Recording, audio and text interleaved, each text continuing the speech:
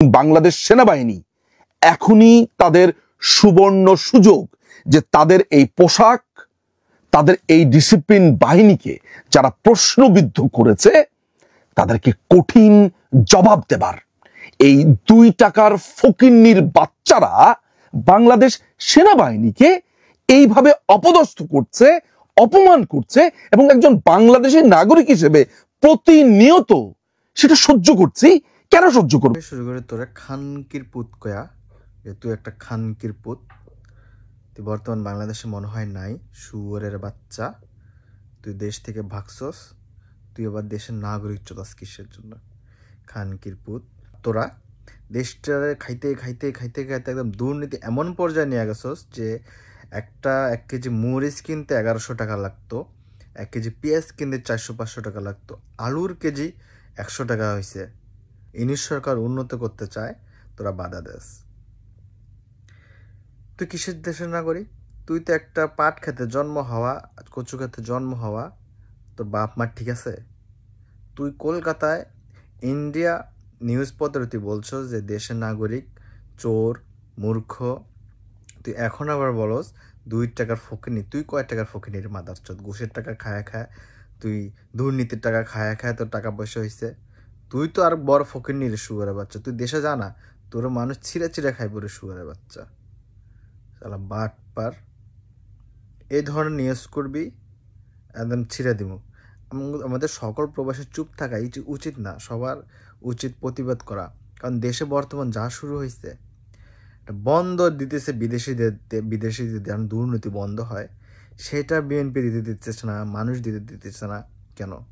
দুর্নীতি করতে পারবে না এই জন্য? যে প্রতিষ্ঠানটা নিতে চাচ্ছে সেই প্রতিষ্ঠানটা 70টা দেশের বন্দর পরিচালনা করে, আর বিএনপিরা বলতেছে যে বন্দর নাকি বিদেশিদের দিয়ে দিতেছে। মূর্খ রাজনীতি। এরা রাজনীতি করে, এরা মূর্খ। কারণ এরা জানে যদি এরা তো ক্ষমতায় আসবে, বিএনপি তো মনে মনে ভাবতেছে যে 100% এরা ক্ষমতায় আসবে। যদি আসে তো এই জিনিসগুলো যদি বিদেশিদেরকে দিয়ে দেয়, তারা দুর্নীতি করবে কিভাবে? এখানে একটা পয়েন্ট থাকে। তো এরা এমন কিছু চাইতেছে যেন এমন কিছু এরা করতে না পারে, এই ডক্টর প্রফেসর ইউনূস যেন তারা দুর্নীতি করতে না পারে। এরা চাইতেছে দেশটার সুন্দর করতে, দেশটার মানুষ যেন উন্নত হয়। শুধু ওরা চাইতেছে ওরা লুটে পুটে খাবে, যেমনে হোক লুটে পুটে খায়, যা থাকবে তাই জনগণের আর কি এমনি চলবে। যেমন আওয়ামী লীগের সময় জনগণ ইনকাম করতো না 1 টাকা, কিন্তু খরচ হতো 2 টাকা। মানুষ অনেক বিপদে পড়ে গেছে, সব কিছু জিনিসপত্রের দাম বেড়ে গেছে, মানুষের অনেক কষ্টভাবে চলছে। এখন যখন মানুষ একটু স্বস্তি পাইতেছে, দুর্নীতি কমতেছে, তো এখন আর এরা কাজ করতে দেয় না। আর কিছু না হয়তো রাস্তা নামতে হবে। বাংলাদেশের মানুষ আসলে শুধু যে রাজনীতিবিদ আর মানুষের সমস্যা, তার আমাদেরও সমস্যা। আমরা নিজের স্বার্থের জন্য সব করতে পারি, সব মেরুদণ্ডহীন। আমরা হলো বাংলাদেশের মানুষ মেরুদণ্ডহীন, নিজের স্বার্থের জন্য সব করতে পারি। যেমন আমরা রাস্তায় নামি, আমাদের পতিতালয় লাইসেন্স দিতে হবে। আমরা রাস্তায় নামি, আমাদের সিগারেট খাওয়ার জন্য লাইসেন্স দিতে হবে। আমরা রাস্তায় নামি, আমাদের জমির পিতা মাতার জমির ভাগ সন্তান ছেলে মেয়ে দুজনের সমান পাবে, এগুলোর জন্য আমরা রাস্তায় নামি। রাস্তায় নেমে আমরা একটা আন্দোলন করে দেশ স্বাধীন হয়েছে আরেকবার ধরতে গেলে। এখন সব কিছু না হয়তো রোড আটকায়, কিছু না হয়তো এটা করে, কিছু না হয়তো ওইটা করে। মূলত সবাই এখন ভাইরাল হতে চায়। ভাইরাল হইলেই ফেসবুক ভাইরাল হইলে একটা অ্যাকাউন্ট করবে, ইনকাম করবে, লাখ লাখ টাকা ইনকাম। নিজের স্বার্থ ছাড়া বাংলাদেশের মানুষ মেরুদণ্ডহীন। আসলে তখন টের পাবে যদি প্রফেসর ইউনূস চলে যায়, একবার চলে যায়, তখন বুঝবা বাঙালিরা, তখন বুঝবা মেরুদণ্ডহীন বাঙালিরা দেশের কি অবস্থা হয়, দেশকে তারা কোথায় নিয়ে যায়। নিজুম মজুমদারের মতন ফালতু লোকরা দেশে আবার ঢুকবে, এদের মতন লোকটার দেশটা ছিঁড়ে ছিঁড়ে খাবে। আওয়ামী লীগের পা চাটবে, ইন্ডিয়ানের পা চাটবে, ইন্ডিয়ানের পা চেটে চেটে ময়লা পরিষ্কার করে দিবে, তাদের গুসাপ করে দিবে। এদের কাজ হলো এগুলা মানুষের পা চাটা। এদের জন্য দেশটা শেষ হয়ে যাবে। আপনারা কথায় কথায় আন্দোলন কেন করতে হবে? কথায় কথায় আন্দোলন কিসের জন্য আন্দোলন? দেশটা শান্তি আসুক না কেন, সবাই ভালো থাকুক না কেন? প্রফেসর ইউনূসরা যাই করতেছে তাই নিয়ে বাধা দিতেছেন আপনারা কেন? হয় কেন? আমরা এখন প্রবাসীরা সব টাকা দেওয়া বন্ধ করে দিই দেশে, তখন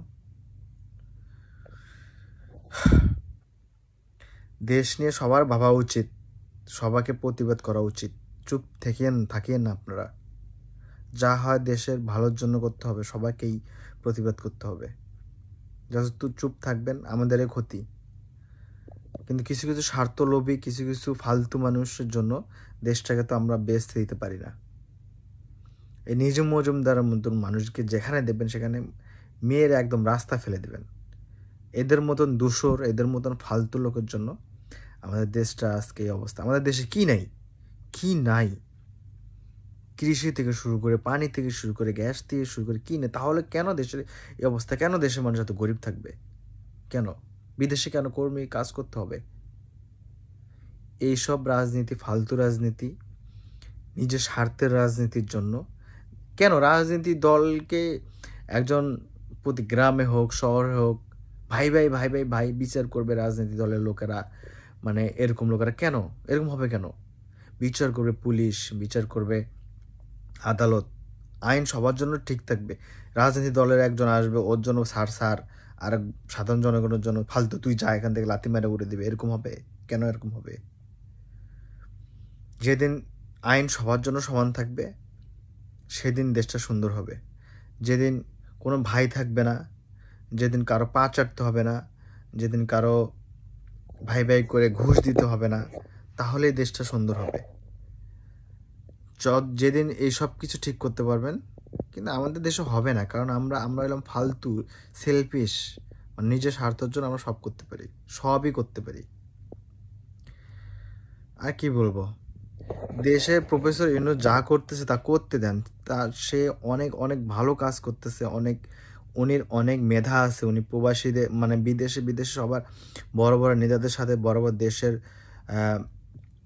যেমন বাচ্চাদের সাথে, আমেরিকানদের সাথে, সবার সাথে অনেক ভালো সম্পর্ক। সে যাই করুক দেশে ক্ষতি করবে না, অন্তত দেশে ভালো করবে। তাকে করতে দেন। ভালো থাকবেন।